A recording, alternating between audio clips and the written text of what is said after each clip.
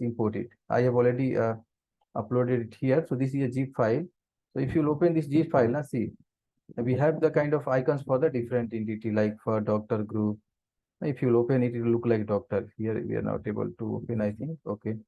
So if you will see it in this hierarchy manager later, then you will see that all the icons, see here the icons is looking like a respective property. This is looking like person. This is looking like a world. Okay. This is looking like a envelope now. So we'll see that. So this part is completed. If we see, let's come to a step. So let's check that this three table created or not created. Okay. So now we have already clicked on yes. Now come to a schema. And here we have to see our three tables should be created. See, now the three tables is created. RBO, BO class. You can see the name of this table is like that. So if it's confusing, you can just give this name. Okay. And this table will hold the details about the entity. This table, RBO hierarchy, the name is this. This will hold the detail about our hierarchy. Okay. And RBO relationship type. So this will hold the details about the relationship type. Okay.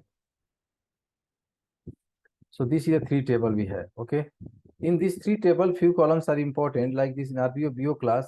So I will come on these columns later. Once we'll create this, then we will go to this table and we'll see the details. Okay.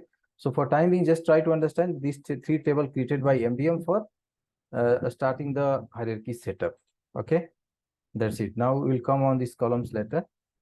So now follow below steps while saving. Now follow below steps while saving can get error. Just what will happen in this case? Once we do the setup and all, so in many cases we will see that once we save items now after doing the configuration, like if you will do the configuration here and if you will press here save, then we will see that it will fail sometime. Okay, so we will not be kind of think differently. Just we will try to try again and again. And if it will not save again, then we will try to restart this MDM Hub console. Okay. So this thing we will see. So if you are facing kind of error while saving, so no need to kind of be worried. Okay. We will just try again and again. So this thing we face usually. Okay. Now let's come to the first step of configuration setting. Okay. The prerequisite we have completed. So these are kind of prerequisite which needs to be done before the implementation. So this prerequisite we are done. Let me pause myself here, and if you guys have any question, you can ask. Abhishek, these two tables don't have any common keys, so is it not required? The tables that you have created.